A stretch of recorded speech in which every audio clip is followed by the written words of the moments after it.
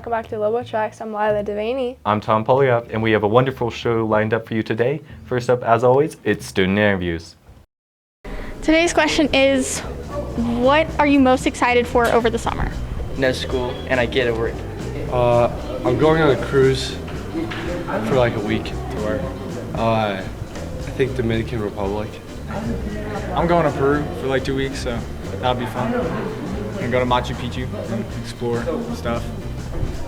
Get out of school. Probably to go to a lake house in Georgia. A little camping, fishing, hiking.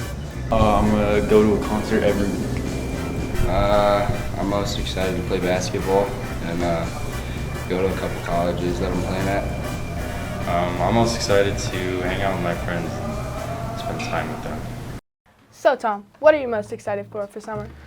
Ooh, honestly, it's gotta be the sleep I'm gonna get back on the schedule. Yeah. How about you? Well, girls trip to Florida. It's always nice. So excited. Where are we going off to next? Weather. Welcome back to Weather. I'm Justin Green. And I'm Kai Brennan. Today's weather, we have a high of 48 degrees with a low of 35 degrees. Wind speeds are at around 10 miles per hour and a 40% chance of rain with thunderstorms on and off all day. And for Tuesday, we have a high of 57 and a low of 37 with a 24% chance of rain and a wind speed of 9 miles per hour, and it should be pretty sleet. Hey Justin, why do elevator jokes work so well? Why? Because they work on so many levels. Oh! Back to Lila and Tom. Man, I can't believe it's raining again. Make sure to bring your umbrellas, guys. Don't want to have soggy hair. Anyways, we're going off the mountain.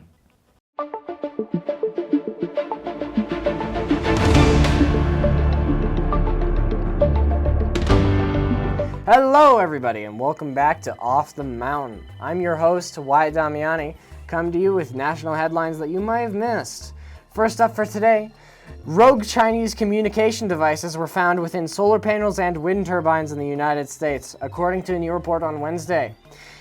Tech experts warn the use of rogue devices gives China the capability to operate the equipment remotely and potentially sabotage the United States and other countries' power grids.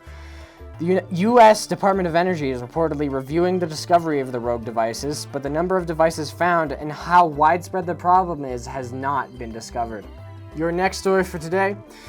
Taiwan conducted its first live-fire test of the U.S.-supplied HIMARS system amid rising Chinese military activity near the island. The system enhances Taiwan's precision strike capability across the strait. Taiwan's HIMARS acquisition mirrors U.S. defense doctrine and builds interoperability with allies like Australia. Analysts say the move reflects broader efforts to deter Chinese aggression in the region.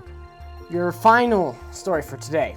Apple and Google currently have an arrangement where Google pays Apple an estimated $20 billion annually to keep being the default search engine on its devices. Now though, Apple is exploring AI-powered alternatives to traditional search, like Perplexity, OpenAI, and Anthropic.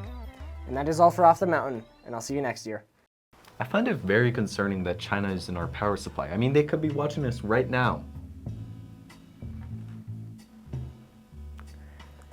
Anyways, I also wonder what the seniors are up to right now. Yeah, I'm really curious now that they've graduated.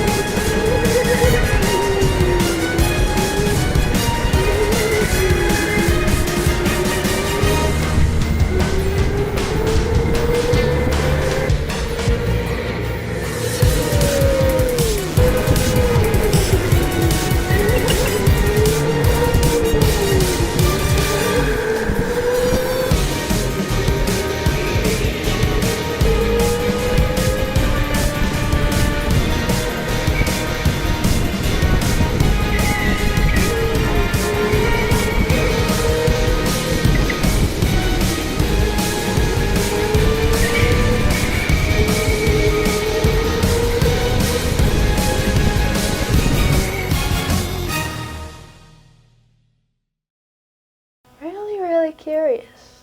What do you think? I don't know, but for some weird reason, I can't shake the feeling that Nick lost. Yikes. That's embarrassing, Nick. Gotta do better. Anyways, that about wraps up our show. I'm Tom Polioff. I'm Lila Devaney. And remember, Go go Lobos!